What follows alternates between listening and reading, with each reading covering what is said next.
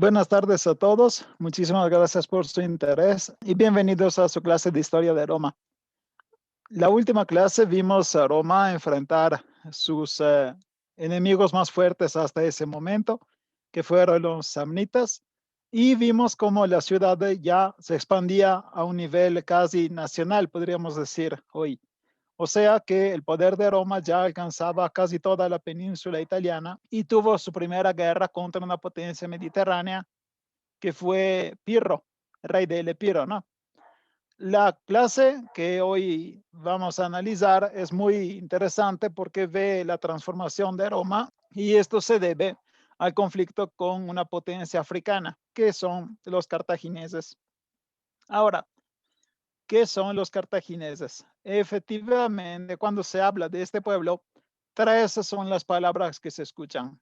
La primera es cartagineses, de la ciudad de Cartago, la segunda es fenicios y la tercera son púnicos. Son lo mismo. Vamos a ver la pequeña diferencia. Los fenicios son una población que estaba en el actual Líbano y que colonizaron una gran parte de la zona del Mediterráneo occidental. Pueden ver aquí el norte de África, las islas de Italia y la isla de Córcega, que actualmente es de Francia, y la parte sur de España. Todas estas áreas fueron colonizadas por los fenicios. Estos fenicios también eran conocidos como púnicos. La palabra fenicio y la palabra púnico tienen la misma raíz y se debe al color que ellos vendían. De hecho, los fenicios tenían casi el monopolio del comercio de una tinta que es el color morado. El color morado fue el color más apreciado y más caro de toda la historia antigua, porque era un color muy fuerte, porque al momento de lavar la ropa no perdía color y porque se sacaba de un animalito pequeño, un molusco que se encontraba solo en el Mediterráneo oriental. Y es por eso que los fenicios tenían suerte, porque tenían en sus playas este molusco y podían sacar el color más caro de todo el Mediterráneo. Estos fenicios o púnicos no eran guerreros, no eran militares. Era un pueblo de mercaderes principalmente y se volvían piratas cuando era necesario. Me preguntaron si el animal era una sepia. No, no, es realmente un tipo de concha. Es un animalito que vive dentro de la concha. Después se le puede encontrar el nombre científico. En italiano se llama murice, pero es más o menos como la cochinilla en México. O sea, es un animal que sirve para producir un color. ¿Ok? Ahora, los fenicios cuando colonizaron el norte de África tuvieron mucha suerte porque encontraron una zona perfecta que llamaron Cartago. El nombre real de Cartago, el nombre fenicio es Kart Hadash, que significa simplemente la nueva ciudad. ¿Por qué? Porque cada vez que uno crea una colonia, normalmente no tiene mucha fantasía. Entonces crea el nombre de la ciudad con el mismo nombre de su casa. Es por eso que aquí se encuentra, por ejemplo, Nuevo León, ¿no? Existe New York, que significa la nueva ciudad de York. Entonces, cuando hay colonos, siempre repiten los nombres. Cartago hizo lo mismo. Cartago significa simplemente ciudad nueva, o sea que Cartago en África tiene el mismo nombre que Nápoles en Italia, porque también Nápoles en griego significa ciudad nueva. Es lo mismo, solo que en dos idiomas diferentes. Esta Cartago tiene una posición perfecta porque se encuentra exactamente en el centro del Mediterráneo y está en una posición bien que se puede defender fácilmente. Y esto la empujó a comerciar y a expandirse en todo el Mediterráneo del Poniente. Esto creó realmente un imperio, porque lo que están viendo actualmente son los territorios controlados por la ciudad de Cartago. Este pueblo yo los llamaré cartagineses, aunque podrían llamarlos también púnicos, porque era otro nombre con que se conocían. Se llaman púnicos porque son colonias fenicias, pero el nombre más correcto es de cartagineses, porque no es lo mismo decir fenicio que decir cartaginés. Es igual que decir español y mexicano. O sea, los españoles colonizaron México, pero no son lo mismo, ¿no? Entonces, si México crea un imperio, eso es un imperio mexicano, no es un imperio español. ¿De acuerdo? Por lo mismo, la guerra púnica es en realidad la guerra entre Roma y Cartago.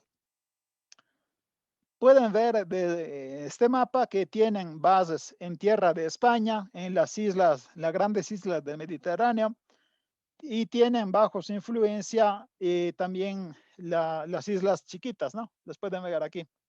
Desde el punto de vista de ingeniería, ellos eran mucho más avanzados que los romanos. Su principal instrumento para hacer guerra era la marina. Entonces ellos tenían una buena flota y sobre todo muy avanzada. El barco mejor que tenía la flota de Cartago se llamaba Quinquirreme o Péntera. Era un barco que permitía a 6 órdenes de esclavos o de marineros de poder remar todos juntos. Esto daba una velocidad más alta respecto a la trireme, que era el barco clásico de esta época. O sea que ellos tenían prácticamente el barco más avanzado de la humanidad hasta ese punto. Y claramente esto le daba una ventaja en la guerra en el mar, ¿no? Los barcos eran perfectos y también las tripulaciones que tenían Cartago eran muy preparadas. O sea que hacerle la guerra a Cartago en el mar era una pésima idea. Pero a diferencia de Roma, también Cartago tenía algunos puntos débiles. ¿Por qué? Porque tenía un potencial demográfico muy pequeño. Esto porque Roma, cada vez que conquistaba una región, obligaba a ese pueblo y esa región a dar soldados cada vez que Roma entraba en guerra, ¿no? Es una manera muy inteligente de poder hacer tratados con tus nuevos aliados. Cada vez que hacemos la guerra, tú vienes con nosotros. Cartago no hacía así. Cartago conquistaba una región y luego los dejaba independientes. Entonces, en realidad, Cartago no tenía un gran ejército, tenía una gran flota, pero no tenía mucha infantería, ¿de acuerdo? La aristocracia local, los nobles locales del norte de África, de las islas y de España, no entraban en el gobierno de Cartago. O sea, a gobernar este enorme imperio eran solo los nobles de la ciudad de Cartago. Todos los demás nobles, cada uno estaba en su casa. Esto no pasaba en Roma. Ya vimos cómo cuando Roma entraba en contacto con otro pueblo y esto se volvía parte de su dominio, este pueblo empezaba también a ejercitar su poder político, volviéndose ciudadano de Roma o teniendo su influencia, ya vimos, con ciudadanía con o sin sufragio, o sea, con la posibilidad de votar o no. Entonces, Roma estaba más unida con sus pueblos respecto a lo que es Cartago con sus pueblos. Y esto es una debilidad. Ahorita lo vamos a ver, ¿ok? Otra debilidad de Cartago es que daba prioridad al comercio y consideraba menos importante la política y la guerra. Esto significa que cada vez que Cartago hacía una guerra que se revelaba demasiado cara, interrumpía la guerra para que pudiera seguir el comercio. Y ustedes dicen, ah, qué lindo, es una ciudad muy pacífica, ¿no? Que da prioridad al comercio respecto a la guerra. Sí y no. Sí, es cierto, porque ellos no querían la guerra. Para ellos la prioridad era volverse siempre más ricos. Pero si estás haciendo la guerra a una potencia que sabe muy bien que la política tiene prioridad, la guerra la vas a perder. Y es lo que pasó. Roma sacrifica todo para ganar una guerra. Cartago sacrifica todo para seguir comerciando. Son dos de maneras diferentes de gobernar, ¿no? Los ejércitos de Cartago eran compuestos en gran parte de mercenarios, o sea, gente que hacía al soldado por trabajo y claramente que era pagado solo por evento, o sea, empezaba la guerra, Cartago tenía que contratar miles de mercenarios, terminaba la guerra, tienes que pagarlos, ¿no?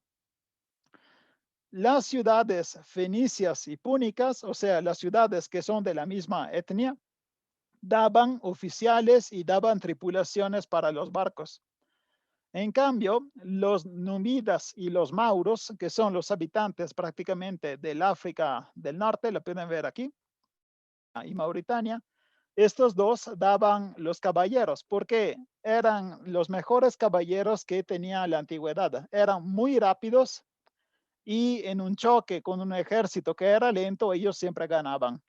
En cambio, el único cuerpo de infantería de soldados simples, soldados rasos, que tenía Cartago, eran los mismos habitantes de Cartago, o sea, de la capital, pero esto solo cuando había una invasión del territorio, o sea, cuando Cartago tenía que defenderse en su casa, entonces sí sacaba a los soldados. En los demás casos preferían pagar a soldados de profesión. ¿Ok? La última alianza que Roma tuvo con Cartago fue en el 276 a.C., o sea, cuando hubo la invasión de Pirro, cuando Pirro desembarcó en Italia. Cuando Pirro salió de la escena política italiana, empezaron los problemas y los conflictos. Esto porque todo se hizo desmadre por culpa de la ciudad de Mesana. Tengo que regresar un poquito para explicarle qué es Mesana. Siracusa, ya la estudiamos en el curso anterior, era una ciudad muy importante de los griegos de Sicilia. Un tirano de Siracusa llamado Agatocle había invitado varios mercenarios de Italia a llegar hasta Sicilia para hacer su ejército, ¿no? Entonces, este tirano de Siracusa invitó gente de etnia osca, así se llamaban los oscos, ¿de acuerdo? Estos oscos desembarcaron en Sicilia e hicieron la guerra pagados por el tirano Agatocle. El problema es que cuando murió Agatocle, ya la ciudad cambió de régimen político y estos mercenarios ya sobraban porque el pueblo ya no quería pagar a estos mercenarios porque ya no eran necesarios. Y ahí tuvieron que pelearse bastante para pensar qué tenían que hacer con ellos.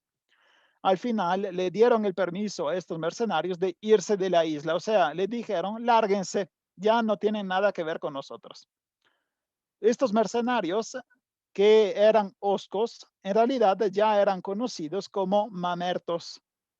¿Por qué se llamaban mamertos? Porque el dios principal de esta etnia era el dios Mamer, que significa simplemente Marte, es el dios de la guerra.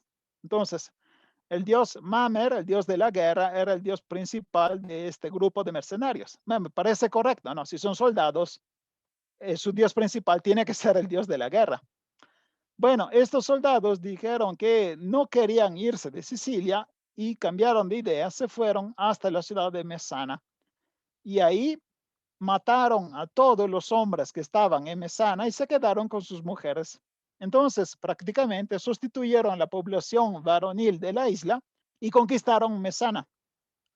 Después de esta conquista violentísima, claramente, porque no puedes matar la mitad de la ciudad y pensar que todos se queden viendo, ¿no?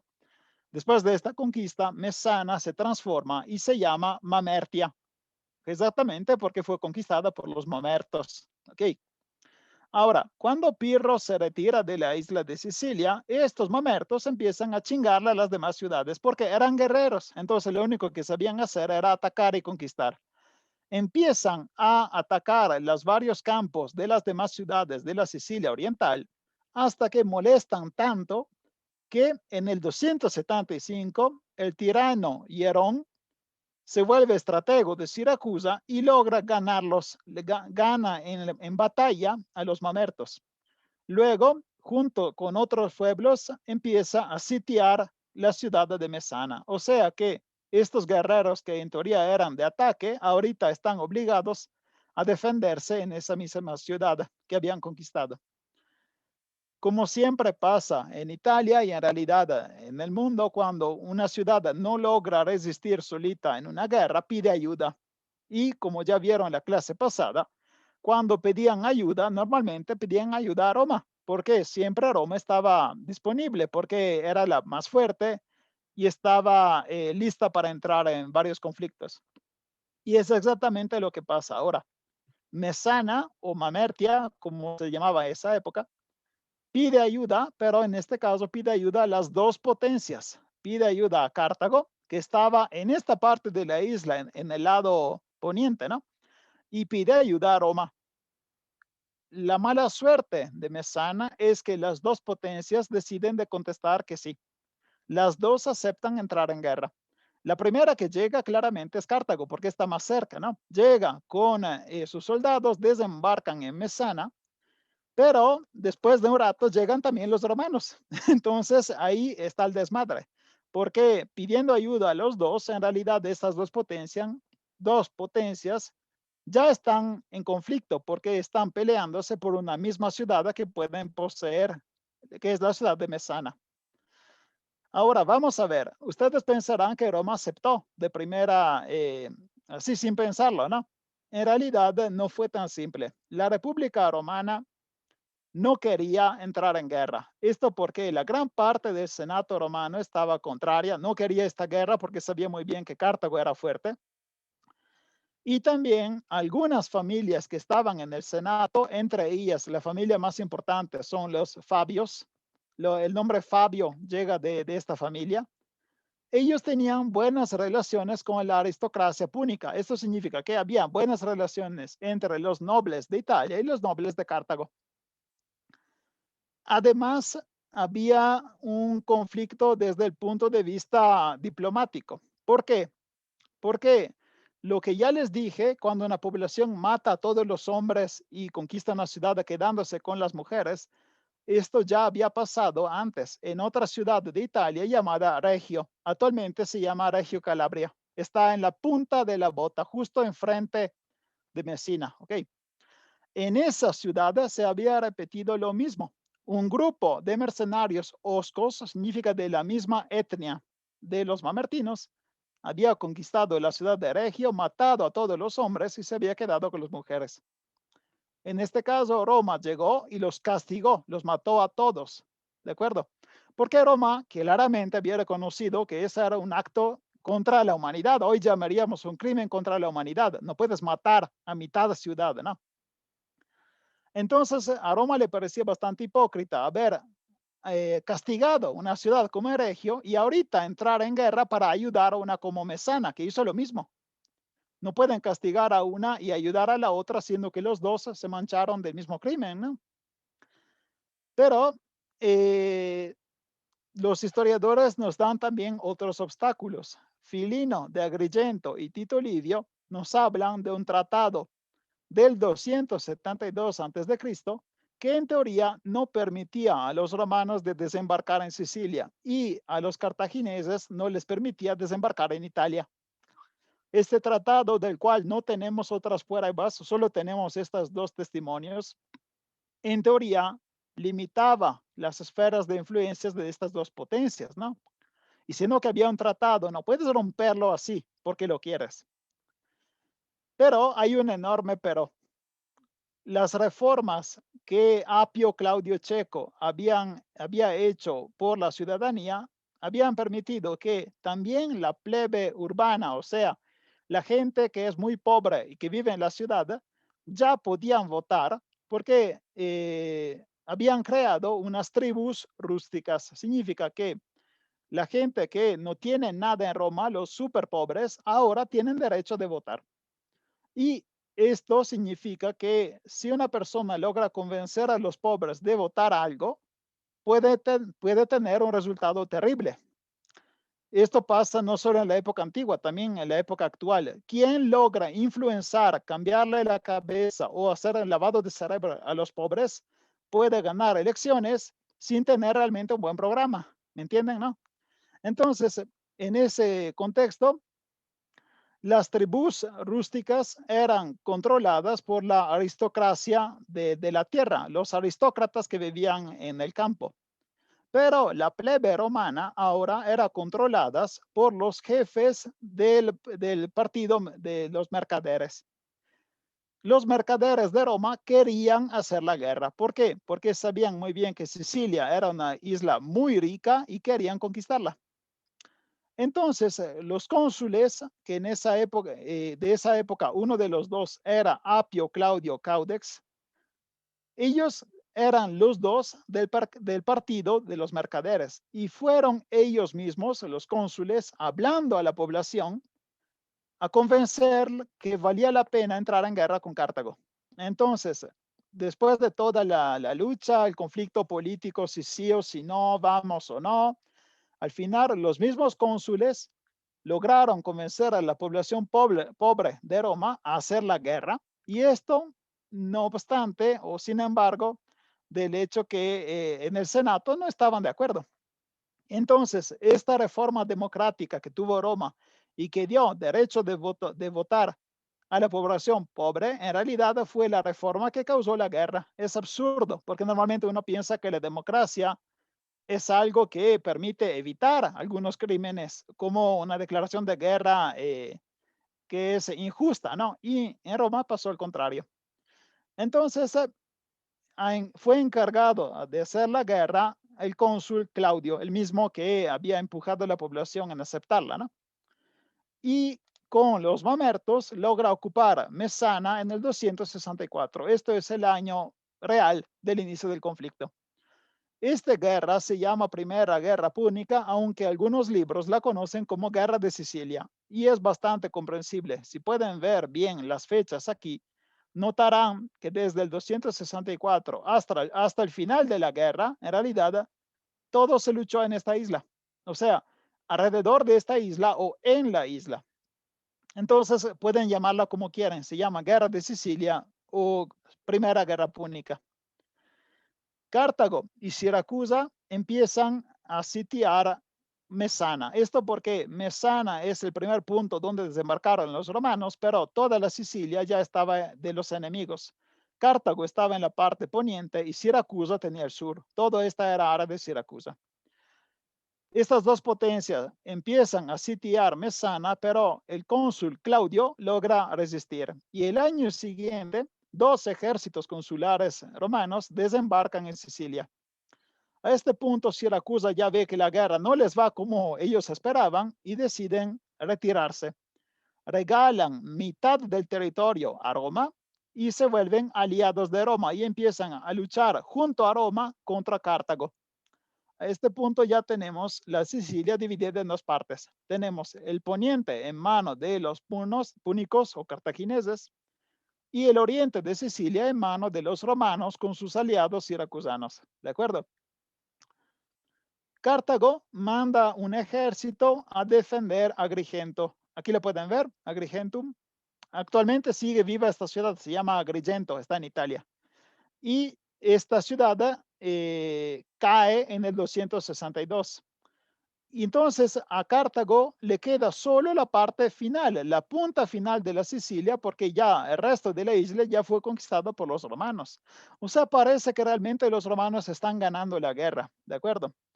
Ahora empieza la parte difícil, porque la guerra en la parte de tierra no puede avanzar mucho porque esta parte final de isla estaba muy fuerte, había muchas fortalezas, en particular la fortaleza de Lilibeo, que ven aquí, era la más difícil de conquistar, entonces los romanos no tenían aún los medios o la fuerza necesaria para terminar la conquista. Y la guerra pasa a ser más importante en el mar. Y ahí son los problemas, porque si se acuerdan, la flota de Cartago era mucho más fuerte de la flota romana, y los romanos no tenían ni experiencia, ni tripulaciones, ni el número suficiente de barcos para ganar a los fenicios. La única manera que tienen los romanos de ganarle a los cartagineses es transformar las batallas navales en batallas de tierra. Esto porque cuando Roma lucha en la tierra, siempre gana. Roma tiene una enorme potencia en la tierra, sabe cómo dar batalla, y los cartagineses saben cómo dar batalla solo en el mar. Entonces, los romanos, con un golpe de genio, crean el cuervo. Lo que están viendo ahora se llama cuervo. El cuervo es una estructura de madera que cuando ve un barco enemigo acercarse, lo hacen caer y pueden ver que tiene una punta, ¿no? Esta punta se clava en el barco del enemigo, el barco ya no puede moverse y los romanos invaden el barco enemigo pasando por este pasillo. ¿Lo vieron?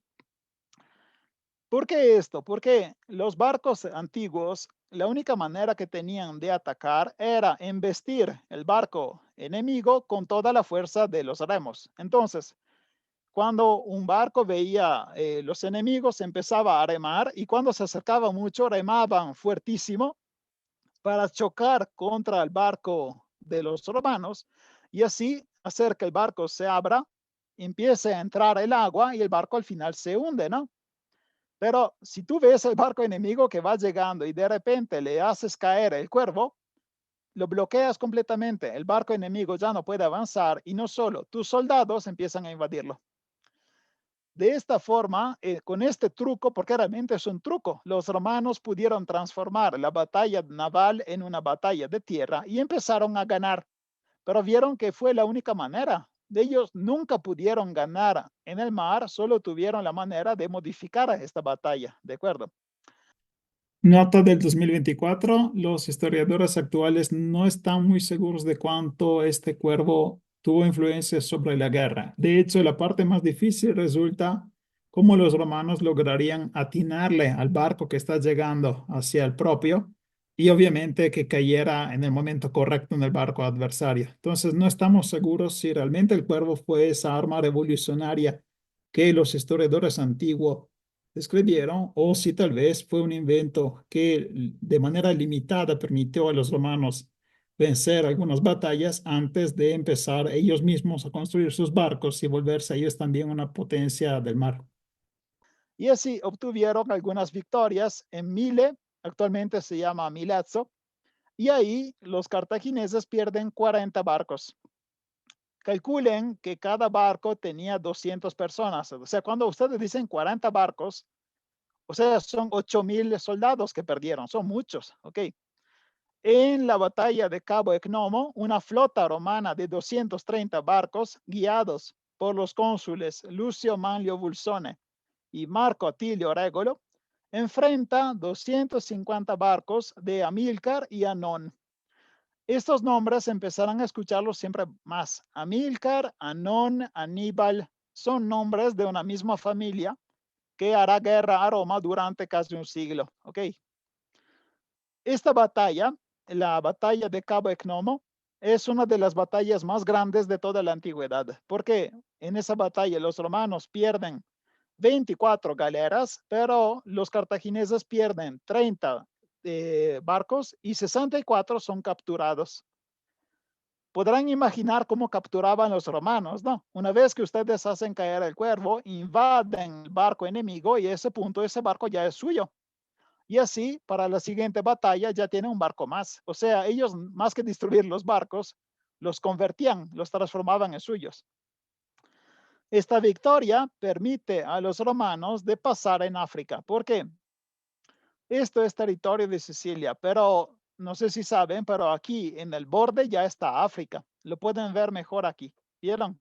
Es Sicilia, esta está África. Entonces, cuando los romanos aquí ganan en la batalla de Gnomo, ya tienen la oportunidad de invadir África porque ya tienen la superioridad naval y superioridad del mar y esto permite una invasión bastante segura. Tú no puedes invadir un territorio enemigo si no estás seguro que tus barcos puedan desembarcar sin ser destruidos en el viaje, ¿de acuerdo? Entonces, los romanos por primera vez desembarcan en África. Esta es la primera vez que los romanos llegan a poner pie en el otro continente. Regolo, que es el cónsul que estaba guiando el ejército, y 15,000 soldados junto con 500 caballeros ganan varias veces contra los cartagineses. Ahí las legiones se acampan cerca de Túnez, porque la que hoy se llama Túnez es la antigua Cartago. O sea, si quieren visitar Cartago, lo pueden hacer, pero tienen que ir a Túnez, ¿de acuerdo? El procónsul, que es este Régulo, pero puso unas condiciones tan feas a Cartago para poder firmar la paz que Cartago no pudo aceptarlas. Entonces, Cartago, con la última fuerza de la desesperación, logró contratar un ejército más grande del ejército romano y también logró encontrar elefantes. y dio este ejército que tenía también elefantes a Santipo. Santipo es un general de Esparta. Ahora, si ustedes siguieron bien el curso anterior que hablamos de historia griega, sabrán bien que un espartano sabe bastante cómo hacer la guerra, ¿no? Entonces, este Santipo era un seguro, porque un general con un buen ejército te da la victoria casi segura, ¿no? Régolo, que es el cónsul romano, tenía dos opciones. La primera opción era intentar aliarse con los bérberos que estaban en el norte de África, porque en el norte de África había una población llamada bérberos y estaban en revuelta, estaban haciendo ¿cómo se dice? Un motín en contra de Cartago. Entonces, los romanos podían aprovechar de ellos y crear una nueva alianza. Segunda opción, los romanos podían esperar porque iba seguramente a llegar algún ejército el año siguiente y con estos dos ejércitos combinados podían hacer la guerra, ¿no? Solo que Rego y decidió hacer ni uno ni el otro. No esperó al ejército, no intentó aliarse con los bárbaros y prefirió dar batalla a los cartagineses directamente en un lugar muy llano. La batalla en un lugar llano es perfecta para una batalla de infantería, pero es pésima si tu enemigo tiene los caballos, porque la caballería es más rápida. Entonces, si los caballos son rápidos y maniobran bien, pueden atacarte desde atrás, ¿no? A tus espaldas. Y es exactamente lo que pasó. En la batalla de Bágradas del 255 a.C., el ejército romano será completamente destruido por los cartagineses porque el cónsul decidió dar en el lugar peor posible porque se confió demasiado en sus capacidades y en sus números. Entonces, lo que era una guerra que casi iba ganando, otra vez perdió Roma. Y de este ejército, 500 soldados, incluyendo a Tilio Regolo, fueron capturados, mientras que 2.000 legionarios que lograron escaparse se refugiaron en la ciudad de Clupea. La pueden ver aquí, Clupea, es justo en la punta de África, ¿no? Y estos 2.000 soldados eran muy pocos y solo tenían que esperar que Roma llegara a recuperarlos. Y es justamente lo que pasó. Los nuevos cónsules del año siguiente mandaron una flota a intentar vencer la flota de Cartago, lograron ganarla en Cabo Hermeo y luego llegaron hasta África para poder salvar a los 2.000 soldados que quedaban aquí, ¿no? Estos 2.000 soldados lograron entrar en los barcos. Parece que todo iba muy bien. Se iban de vuelta hacia su casa cuando cerca de Camarina una enorme tormenta golpeó los barcos y de los 364 barcos que tenía Roma, solo 80 sobrevivieron. Significa que la guerra otra vez iba bien a Roma y en eso que la naturaleza se pone a chingar, porque realmente fue por culpa del clima que Roma perdió casi su flota completa. A este punto, otra vez Roma perdió la supremacía naval, o sea, los cartagineses eran otra vez los más fuertes, ¿de acuerdo? Y renuncian a invadir África y en Sicilia intentan conquistar otras ciudades y logran conquistar Panormus. Panormus, aquí se encuentra, actualmente se llama Palermo, es la ciudad más importante de Sicilia, ¿ok? Ahora está una leyenda, porque la leyenda cuenta que los cartagineses se fueron hasta Roma para tratar la paz. Iban intentando pedir la paz y terminar esta terrible guerra. En esta embajada, porque realmente son embajadores, también viajaba Régolo. ¿Se acuerdan? Régolo era el cónsul que fue capturado, ¿no? Entonces, mientras los embajadores estaban trabajando con Roma para firmar la paz, Régolo quiso ayudar a su patria. Entonces Régolo dijo al Senado de Roma, miren que Cartago está sufriendo muchísima hambre. Cartago le falta poquísimo para perder la guerra. Por favor, no firmen la paz, sigan con la guerra y así podemos ganarla, porque realmente nos falta poquísimo.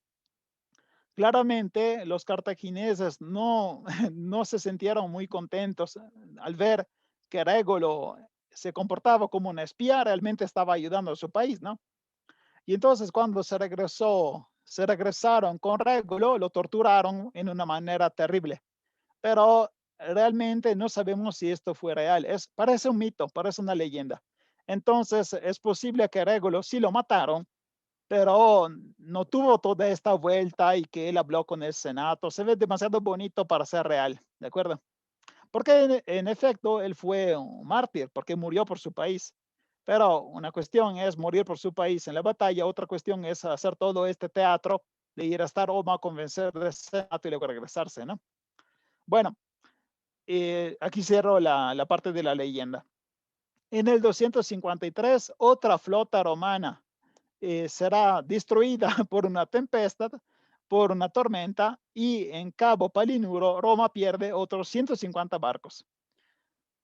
Se dan cuenta que realmente la naturaleza parece odiar a Roma. En este caso, cada vez que Roma prepara un barco, se caen en un lado, en otro. En este caso, vieron que se hundió aquí, Cabo Palinuro, cerca de Lucania. ¿Ok? Los romanos en el 253 logran ocupar la ciudad de Terme y las islas Líparas.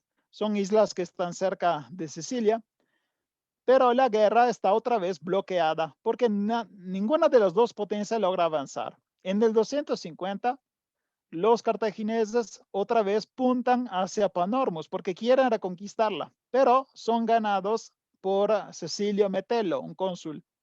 El año siguiente los romanos atacan a Poniente, bloquean Lilibeo. ¿Se acuerdan que Lilibeo era la fortaleza más preparada de Sicilia? Aquí, ¿no? Entonces los romanos atacan Lilibeo, la bloquean, pero algunos barcos de Cartago logran romper el bloqueo y logran proveer comida y armas a Lilibeo. La flota a ese punto es guiada por el cónsul Publio Claudio Pulcro y encuentra la flota de Cartago cerca de Drepania, que actualmente se llama Trapani. Y en esa batalla tenemos un episodio muy cagado, es muy chistoso, porque es el episodio de los pollos sagrados. Aquí tengo que explicar algo. Se acordarán probablemente de la primera clase que cuando los romanos querían ver si una empresa grande tenía que pasar de manera positiva o negativa, siempre iban consultando la voluntad de los dioses, ¿no? A hacer este tipo de consultación era un sacerdote llamado augur. Los augures eran el grupo, ¿no? Entonces, cuando los augures tenían que ver la voluntad de los dioses, iban usando unos pollos. Era muy fácil, tenían que hacer un sacrificio. Este sacrificio empezaba alimentando a los pollos comían y después le abrían el estómago y analizaban cómo eran los órganos de los pollos.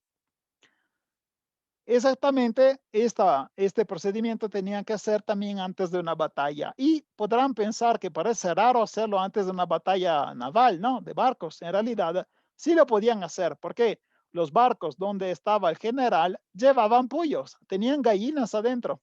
Y esto era porque en el momento de evaluar si dar batalla o no, tenían que checar qué decían los dioses. Entonces, Pulcro, que es el cónsul, intentó dar inicio a esta consultación, ¿no? Los augures empezaron a alimentar a los pollos, pero los pollos no querían comer. Esto es rarísimo. Normalmente le das comida y ellos comen, ¿no? Siendo que los pollos no comieron y ni siquiera quisieron participar a este sacrificio, pues me parece correcto, no querían que los abrieran. El cónsul Pulcro dice, si no quieren comer, que beban. Agarra a los pollos y lo lanza al mar. Entonces, estas pobres gallinas se mueren ahogadas porque el cónsul no quiere aceptar que los dioses estén en contra de esta batalla. Porque cuando los pollos no comen es la señal peor posible, porque significa que los dioses están absolutamente en contra de lo que estás haciendo. Parece que Pulcro tenía que seguir el consejo de los pollos porque, en efecto, cuando empezó la batalla la perdió y la perdió de manera terrible. Cuando regresó a Roma, la ciudad lo castigó porque claramente lo hizo responsable de esta pérdida, ¿no? Militar. Y murió en el 246, aunque no sabemos muy bien qué muerte tuvo. Puede ser que Roma lo castigó y lo mató, o puede ser más probable que se suicidó él mismo, porque claramente tuvo toda la vergüenza de tener que ser juzgado por su ciudad. ¿Ok?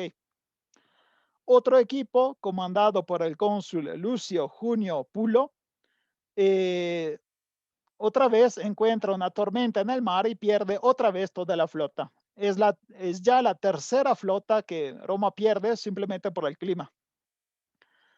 A este punto, Roma realmente ya no puede aguantar. Está perdiendo más hombres que gallinas, y en el censo del 247 registra una pérdida humana de 50,000 soldados, en realidad de 50,000 ciudadanos. Y así decide empezar a pedir la paz. Y pide y se ponen de acuerdo por un intercambio de prisioneros. Esto es lo mínimo para empezar un tratado, ¿no? Tú devuélveme tus prisioneros, yo te devuelvo los tuyos y así empezamos a hablar. Pero en el 247 aparece un gran general, un gran héroe, pero por mala suerte de Roma, este gran héroe estaba luchando por Cartago. Este héroe se llama Amílcar Barca. Este Amílcar Barca tiene un nombre muy fácil de pronunciar, y esto es porque es la forma latina de su nombre real, que era Hamilcar Barak, y era conocido como el Relámpago. ¿Por qué lo llamaban el Relámpago? Pues el nombre lo dice bastante bien. Era un general muy rápido y normalmente golpeaban a los enemigos sin que ellos se dieran cuenta. Este Amílcar Barca, con un pequeño ejército, desembarca en Sicilia y en la región de Erice, en la parte norte poniente de Sicilia, logra defender su isla a los romanos durante 6 años. Esto significa que Roma ya estaba lista para hacer la paz, pero este pinche Amílcar Barca seguía haciendo la guerra, y esto no permitía firmar la paz, porque realmente Amílcar estaba dando más esperanza a la guerra de Cartago, ¿no? Roma entonces decide interrumpir la conexión entre Cartago y Sicilia. Los ciudadanos de Roma financian el Estado, porque Roma no solo se estaba perdiendo todos los hombres, sino estaba terminando acabada a nivel económico. Los ciudadanos más ricos de Roma deciden prestar a la ciudad una gran cantidad de dinero que tenían que ser devueltas solo en caso de victoria. O sea, imagínense qué nivel de confianza que tienen en su ciudad. Ustedes prestan, no sé, 500,000 pesos al Estado de México, y este Estado tiene que devolver este dinero solo si gana la batalla. Y si la pierde, pues tú también perdiste todo. Imagínense el sacrificio personal que hacen los ricos de Roma, ¿no? Y con este enorme dinero, Roma logra preparar una gran flota de 300 barcos. Esta realmente tenía que ser la flota final, la última esperanza de terminar la guerra. Con esta flota bloquea las ciudades púnicas de Sicilia, y Cartago manda una flota de tamaño igual, o sea, otros 300 barcos, que tiene que chocar contra la flota romana, ¿no? Pero el objetivo principal de la flota de Cartago es transportar comida y armas al ejército que se quedó en Sicilia. Estas dos flotas se encuentran en las islas Égadas, y en esa batalla Roma logra hundir 50 barcos y captura 70. Es la batalla del 241 antes de Cristo, se llama Batalla de las Égadas. Esa batalla finalmente pone fin a esta guerra. Entonces, en el 241, Cartago decide aceptar la paz. Pero otra vez tenemos el mismo desgraciado, que es Amílcar Barca, que se quedó en Sicilia, porque ahí sigue dándole guerra a los romanos. Los romanos piden que los soldados de Cartago dejen las armas, dejen los ejércitos, se retiren con vergüenza, y que ya dejen de ocupar el territorio de Sicilia, pero Amílcar no acepta. Amílcar dice no, no y no. Yo me retiro con mis soldados y con mis armas, no entrego nada, que logra doblar Roma a su voluntad. Entonces, un caso rarísimo, Amílcar abandona la Sicilia con sus armas y con sus soldados y Roma admira a este general, ¿de acuerdo?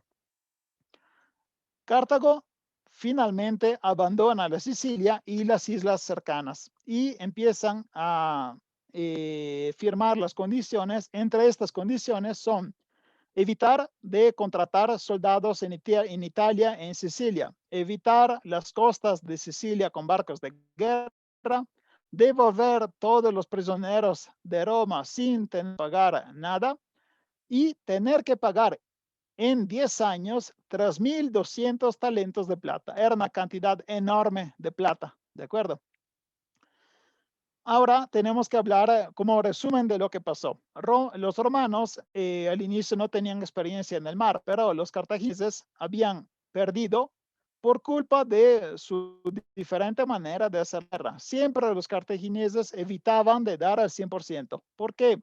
Tenían miedo que esta enorme inversión de hombres y de dinero era demasiado fuerte para poder luego seguir con el comercio. En cambio, Roma avanzaba con todo y esto es lo que permitió a Roma de seguir.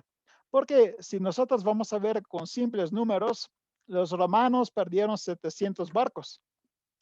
Los cartagineses perdieron 500. Significa que Roma perdió muchos más barcos que Cartago y a pesar de esto ganó la batalla y ganó la guerra, ¿no? Esto porque tenía una diferente manera de hacer guerra. Y nace la primera provincia romana, que es la provincia de Sicilia. La palabra provincia que ustedes usan tranquilamente en México es una palabra romana. La isla de Sicilia tenía varias ciudades que no estaban muy de acuerdo con este nuevo dominio. Mesana, Tauromenion y Siracusa obtuvieron unos tratados únicos que eran solo para ellos. 5 ciudades seguían libres y no tenían que pagar impuestos. Alice, Segesta, Panormus, Alesa y Centurie. Y los siceliotas, que significa los griegos de Sicilia, y los indígenas de Sicilia, no tenían que presentarse al ejército romano. Los únicos que tenían que ser parte del ejército romano eran los mamertinos, ese grupo de mercenarios que había ocupado Mesana, ¿se acuerdan? Ahora, donde Roma logra dominar la Sicilia, mantiene el sistema tributario anterior. Significa que cada ciudad tenía que pagar el 10% de todo lo que producía a nivel agrícola, o sea, el 10% del trigo en general. Esta área era administrada por un cuestor, pero a partir del 227 se crea un pretor de nueva institución, o sea, crea un nuevo cargo político que puede intentar administrar esta área tan lejos de Roma. Este pretor era ayudado por 2 cuestores por la administración y por todo el personal técnico que eran también amigos y clientes que tenían que funcionar como consejeros. La palabra provincia significaba originalmente la esfera de todas las competencias de un magistrado. Un magistrado cum imperio, que tenía imperio. Y este magistrado trabajaba afuera de Roma y afuera de Italia. Ahora esta palabra, que era una palabra política, se transforma en una palabra geográfica. Ustedes han escuchado la palabra imperio o en latín imperium. ¿Qué es el imperium? El imperium era el poder de dar órdenes, normalmente en el ámbito militar, y estas órdenes se le daba al ciudadano y este ciudadano no podía rechazarla, tenía que obedecer. Este poder lo tenían los cónsules, los pretores, el interrex, o sea, el que estaba entre un rey y el otro, y los decemviros, que son los que hicieron las leyes de las 3 tablas, ¿se acuerdan? ¿No? Puede reconocer una persona que tiene imperium, es una persona acompañada por lictores. Vieron, estos guaruras tienen en el hombro lo que se llama fascio. El fascio es un grupo de ramos y que tienen al centro una hacha. Entonces, cuando ellos pasan, demuestran que la persona que va al centro es una persona importante y lo primero que tienes que hacer es dejarlo pasar. Porque si ustedes molestan o son un problema para este magistrado, él tiene derecho de condenarlo a muerte. Ahí en la calle. O sea, estos dos guaruros pueden matarte. Y es un derecho que se llama sacrosantitas. ¿De acuerdo? Entonces, este poder se llamaba provincia porque la persona que estaba afuera de Italia, pero tenía imperium, tenía la provincia, o sea, lo que le siguió de la victoria. ¿De acuerdo? Pero ahora que empieza este magistrado a gobernar una región afuera de Italia, la palabra provincia se transforma de lo que era un poder político al territorio que él está gobernando. Y por eso actualmente se usa la palabra provincia para decir a lo que está fuera de la capital, ¿no? Durante este periodo, Sicilia, Sardinia y Córcega son las tres islas principales del Mediterráneo, se transforman en provincias romanas. Y estos son competencias de nuevos pretores. Entonces, el significado, como ya les dije, se transforma en significado territorial. Su poder se basa sobre el imperium. Significa que es el mismo poder que tienen los magistrados en Roma, pero a diferencia de Roma, este poder se tiene que demostrar siempre con las tropas. ¿Por qué? Porque Roma está muy lejos de Sicilia.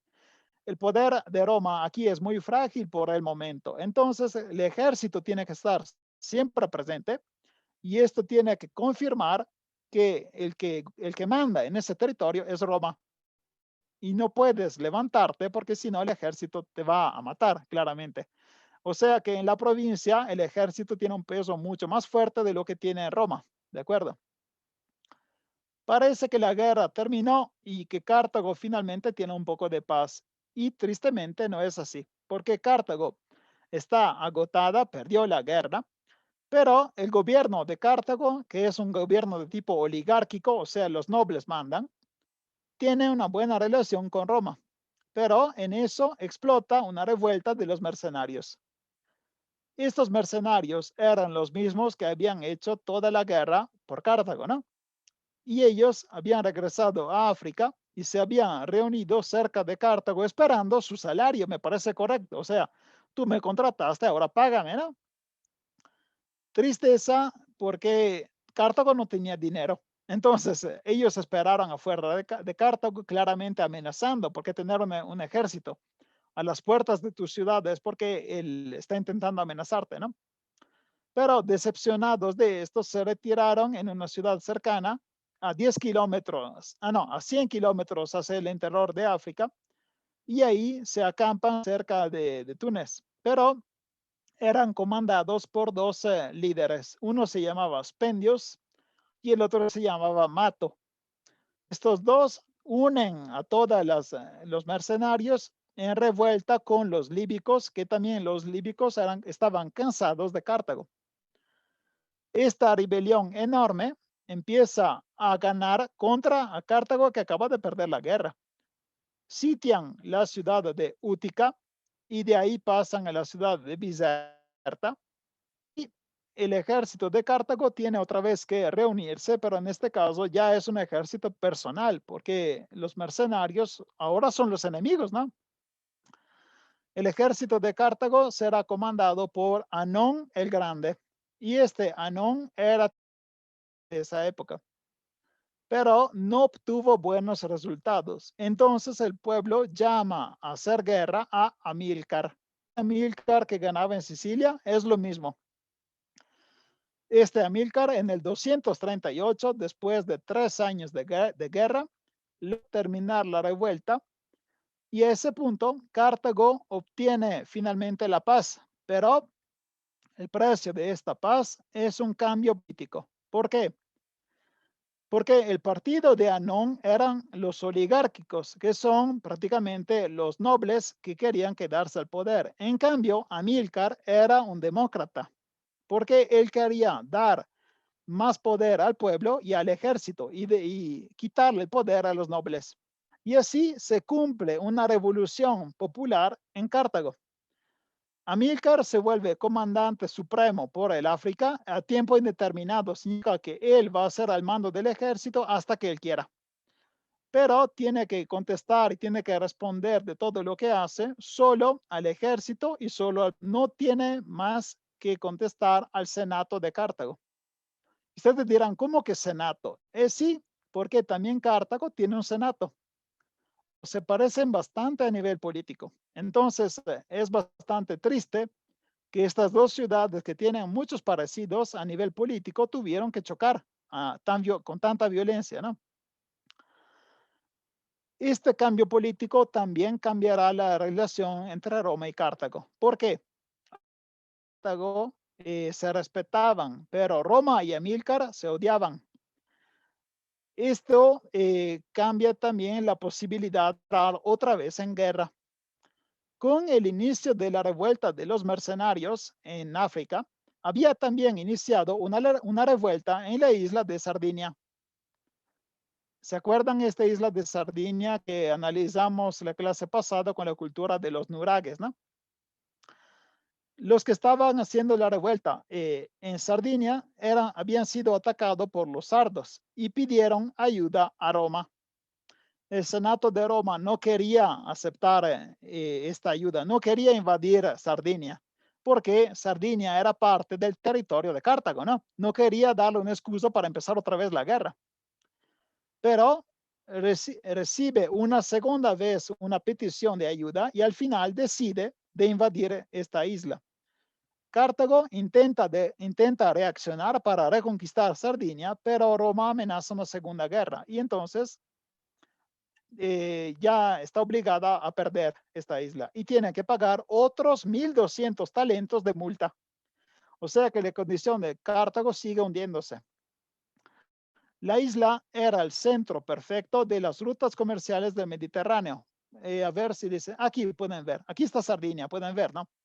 Entonces Cartago está cerca de Sicilia, está cerca de Sardinia y Sardinia está cerca de Italia. Tener las costas de Sardinia permitía a Cartago de comerciar fácilmente con el Mediterráneo del norte. ¿De acuerdo? El control de esta isla se efectúa con el ejército y con la unión con los locales, pero la asimilación de Sardinia fue bastante lenta. Las poblaciones fenicias de la costa son los que no quisieron revoltarse y los sardos, los indígenas de Sardinia, atacaron a los ciudadanos de Cartago, pero no atacaron a los fenicios, porque, como ya les dije antes, no es igual decir español que decir mexicano. No es igual decir fenicio que decir cartagineses. Entonces, los sardos atacaban a los cartagineses, pero no atacaban a los fenicios. Al final, los fenicios de la costa fueron los primeros que se aliaron con los mercenarios en revuelta y luego con Roma. Pero, según el historiador bizantino Zonara, la isla se volvió completamente romana sin luchar. ¿Por qué? Porque entre el siglo V y el siglo III, Cartago se había dirigido hacia el interior de la isla, involucrando la élite de los indígenas en esta civilización y en el control de la isla, ¿no? Pero había mantenido costa. Entonces la población de la costa se sentía como maltratada porque no la consideraba en el gobierno de la isla. Esta población de la costa, que era la que quería una economía más libre porque eran mercaderes, son los que más empujaron para volverse romanos ellos también, ¿no? ¿Ok? Y las ciudades fenicias de la costa ahora quieren aprovechar esta nueva libertad.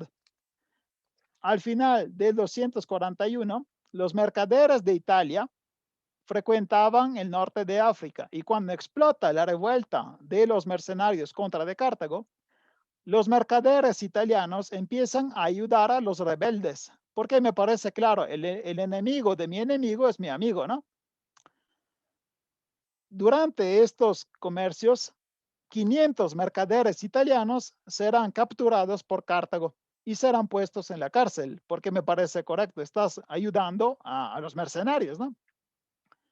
El Senato de Roma pide la liberación de estos mercaderes y justamente la obtiene. Los mercaderes son liberados y entonces Roma ordena a todos los barcos de mercaderes de no comerciar con los mercenarios y al contrario, empezar a ayudar a Cartago. Porque Roma quiere mantenerse leal con Cartago porque acaba de firmar la paz, ¿no? Ahora son amigos, en teoría. Justo en este periodo está la primera oferta de Sardinia, cuando Sardinia pide a Roma de ser invadida, pero Roma no acepta, no quiere, porque quiere respetar los límites. Roma respeta todo hasta que Amílcar se vuelve jefe de Cartago. Y en este caso ya cambia todo, porque Cartago es una buena, ¿cómo se puede decir? Es un buen partner diplomático y comercial, pero Amílcar es el peor enemigo que Roma tuvo. Y cuando Amílcar se vuelve líder de Cartago, a este punto, Roma empieza a hacer todo para arruinarle la vida. Y entre estas cosas que hace es justamente la conquista de Sardinia. Esta isla que está tan cerca de Roma, a este punto ya se vuelve conquistable. Y así, después de Sicilia, Roma se encuentra a gobernar también la isla de Sardinia y después de un poco la isla de Córcega, que está en el norte. ¿Ok? Ahora, el desembarco se efectúa en el 238 en Sardinia y en Córcega. Y en el 227 empieza a organizar estas nuevas islas, pero el dominio romano se volverá estable solo en época imperial. Esto significa que durante 250 años, Roma no pudo realmente controlar estas islas porque eran muy salvajes. ¿Ok? Ahora tenemos que cambiar de frente, tenemos que ir hacia Oriente, porque en este mar oriental que se llama Adriático, es el mar que toca Italia en la parte del este, ¿no? Había una fuertísima piratería, o sea, los piratas eran muy fuertes, sobre todo desde la región de Iliria. Iliria es lo que actualmente se llama Albania, ¿de acuerdo? Esta Iliria era organizada por un rey llamado Agrón y era apoyado por el rey de Macedonia. O sea, esta Iliria se estaba volviendo siempre más molesta contra Roma. En el 231, los ilirios eran guiados por una reina viuda, Teuta. Teuta era la esposa de Agrón, pero cuando Agrón murió, a diferencia de lo que pasa normalmente, el poder no pasó a otro hombre, sino se quedó con la viuda. Y esta Teuta es una de las pocas mujeres guerreras que tenemos en la antigüedad. Y es una reina pirata. Imagínense, qué chingón, ¿no? Una reina pirata, como en las películas. Entonces, esta Teuta conquistó la capital de pirata que se llamaba Fénix. Y ahí algunos negociadores, o sea, mercaderes romanos, empujaron a Roma a hacer la guerra, porque esta Teuta ya se estaba volviendo ya muy poderosa, necesitaban limitarla. Ya en el 244, Roma había fundado una nueva ciudad llamada Brundisium. Brundisium se llama Brindisi y está en el sur y era necesaria para controlar el bajo Adriático, la parte sur del Adriático. Para no ofender a los griegos, Roma esperaba a ser invitada para poder hacer la guerra, porque esta área del mundo estaba todavía en el dominio griego, entonces Roma no tenía coraje suficiente para atacar así sin excusas. El casus belli, o sea, la razón para entrar en guerra, nos llegó cuando Lucio Coruncanio, un embajador romano, fue a hablar con Teuta, pero lo mataron. Nunca es buena idea matar a un embajador. Esto normalmente causa guerra. Y justamente eso permitió a Roma de atacar a Teuta. En el 229, Roma parte con una flota de 200 barcos, quinquerreme, porque Roma ya sabe construir las quinquerremes porque robó el plan de los barcos a Cartago, ya sabe cómo construirlas, ¿no? Y desembarca con las legiones. Córcira, que actualmente se llama Corfú, se entrega a Roma y Roma libera otras ciudades de la costa y al final Teuta es obligada a regresar y a pagar un tributo a Roma. Los griegos admiten Roma a los Juegos Istímicos de Corinto, dándole la que se llama patente de grecidad. ¿Qué es esto? Vamos a ver. Roma por primera vez entra en Oriente, ¿no?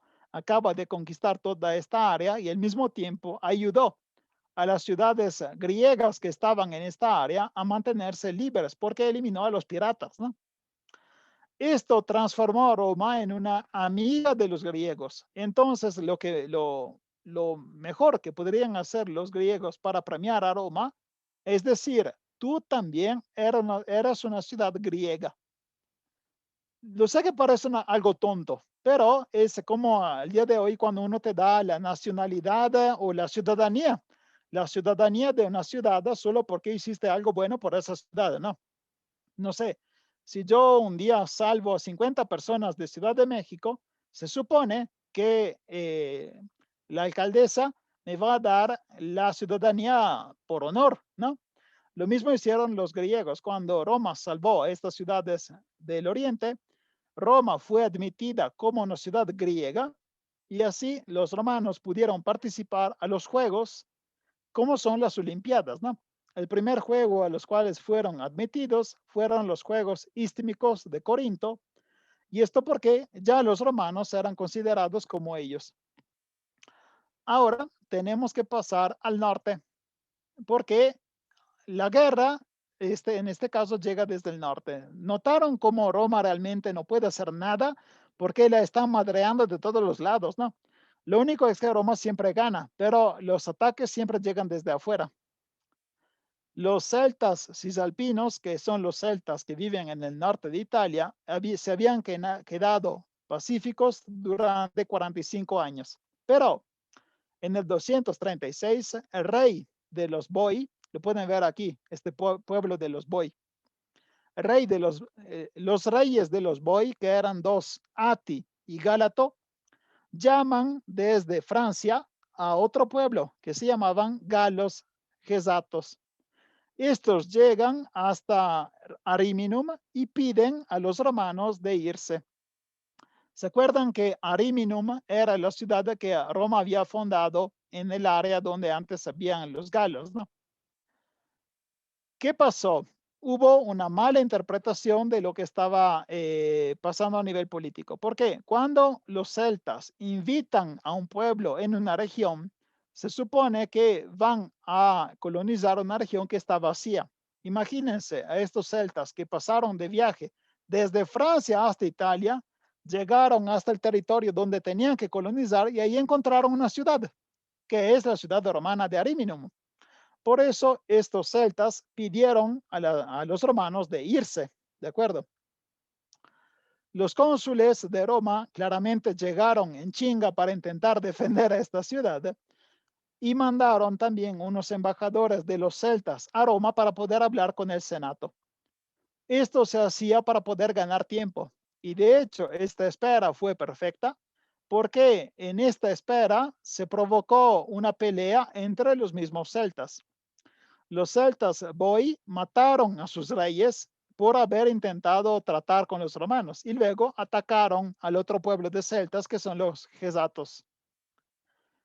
¿Por qué? Porque los Boii habían tenido una evolución cultural y diplomática a contacto con los romanos. Entonces, estos gesatos estaban intentando actuar como siempre hacían. Era un tipo de sociedad más de clan, de tribu. En cambio, los Boii ya actuaban como si fueran un pueblo de Italia. Este conflicto de tipo diplomático o político hizo que prácticamente los enemigos se eliminaran uno a otro. Y Roma no tenía que hacer mucho esfuerzo para terminar a los enemigos que quedaban. ¿De acuerdo?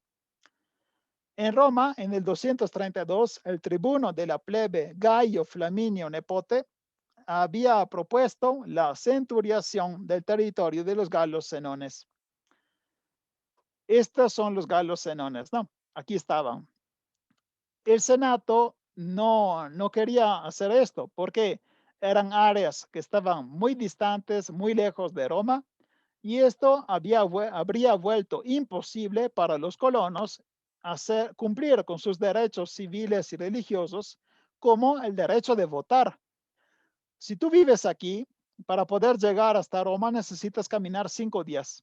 no puedes ir a votar cada mes, porque esto sería demasiado. Pero esta propuesta sí logró pasar. Entonces se decidieron que esta área se tenía que colonizar. Los senones que estaban aquí ya fueron obligados a irse. Esta fue realmente una limpieza étnica. Significa que los romanos realmente obligaron a la gente de ahí a irse o a morir. Esto también lo confirma la arqueología, porque cuando llegaban los romanos, la primera cosa que hacían era obligar a la población local a liberar el espacio. Tenían que claramente alejarse en una región bastante más al norte. Los senones tuvieron que irse al norte, pero claramente los romanos iban avanzando y lentamente todo el norte de Italia habría sido colonizado, ¿no? Esto es exactamente el inicio de la conquista del norte de Italia. Lo que hoy llamamos norte de Italia se debe a la conquista romana, porque en esa época se llamaba Galia, Galia Cisalpina, ¿de acuerdo? Los Boi son los siguientes, porque ellos son los siguientes que tendrán que dejar su territorio.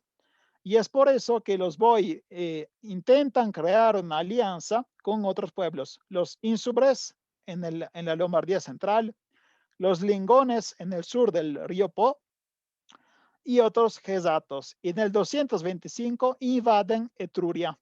Esta es la invasión de los celtas que entran en la actual Toscana.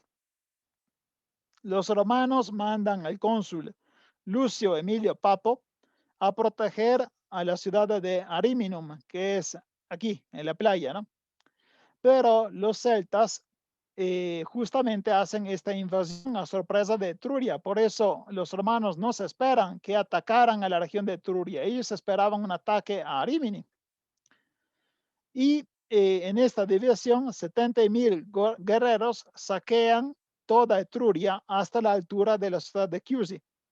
Después dan de vuelta y van hacia la costa, en este caso empujados por el ejército de Roma, porque el ejército de Roma llegó desde Oriente. Van hasta la costa, pero a la altura de Talamone serán atacados desde atrás por otro ejército romano que había desembarcado desde Sardinia. Entonces, este segundo ejército romano ataca a los celtas. El comandante Regulo muere en la batalla, pero los celtas pierden la guerra.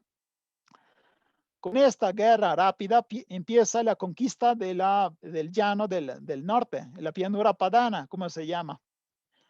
En el 220 se crea la Vía Flaminia.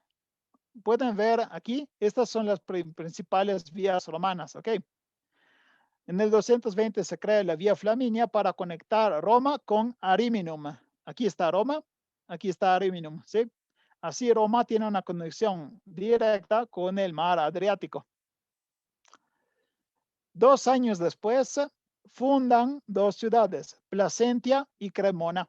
Aquí encuentran Placentia y Cremona está entre Placentia y Ariminum. O sea, lo que estaban haciendo era lanzar colonias en el centro de la llanura para poder colonizar con más calma todo lo que iba alrededor. ¿De acuerdo?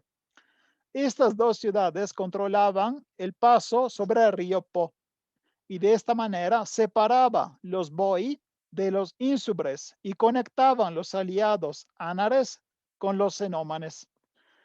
¿Qué significa? Que esta calle romana estaba hecha precisamente para dividir a los pueblos celtas del norte y los pueblos celtas del sur. De esta manera, Roma tenía un control más eficaz sobre el territorio, ¿de acuerdo? Entonces pueden ver cómo este periodo fue increíblemente complejo y Roma estuvo conquistando con mucho esfuerzo todas las civilizaciones alrededor, pero notaron también otra cosa. Roma nunca ataca primero, Roma espera que la inviten.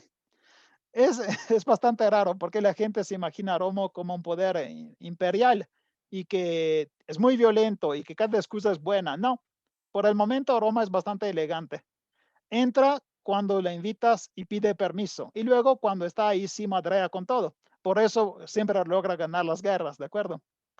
Me preguntó Pamela si se firmó la paz. Sí, la paz que se firmó fue solo la paz final, como ya les dije, cuando ya casi se iba firmando la paz, la intervención de Aníbal fue lo que hizo más larga la guerra, pero la que terminó la primera guerra púnica fue la batalla naval que les expliqué. ¿A qué se debe que Roma fuera tan exitosa en las batallas? Tenía dinero para financiar, tenía un gran ejército, era un gran estratega, una combinación. ¿O cómo se explica que Roma fue invisible mucho tiempo? Esa es buena pregunta. Roma hizo muchas batallas y lo único que le permitió siempre ganar es que no se rendía. Y tenía un enorme patrimonio que era el patrimonio demográfico de Italia. O sea, literalmente mucha gente. Italia era muy poblada. Entonces tenía más personas que pudiera sacrificar en la guerra.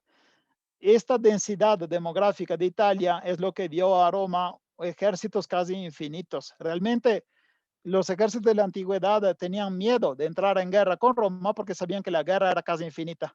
Pero otra cosa que permitió a Roma ganar siempre era que era muy flexible. Cada vez que Roma encontraba algo bueno en el ejército enemigo, lo copiaba. Esta primera guerra entre Roma y Cartago permitió a Roma hacerse sus músculos en el mar. Desde ahora, Roma se volverá una potencia también en el mar, pero solo porque aprendieron de los mejores. Los mejores eran los ejércitos, la flota de Cartago. Entonces, ¿por qué Roma seguía ganando? Es una pregunta que los historiadores intentan contestar con un conjunto de fenómenos. El primero, claramente, es la población muy grande. Segunda, la experiencia que tuvieron y la posibilidad de volverse como el enemigo. Ya vimos en la clase pasada que a contacto con los samnitas modificaron su manera de luchar, crearon el ejército manipular, modificaron la armadura y tenían este esfuerzo total que permitía a Roma ganar o ganar.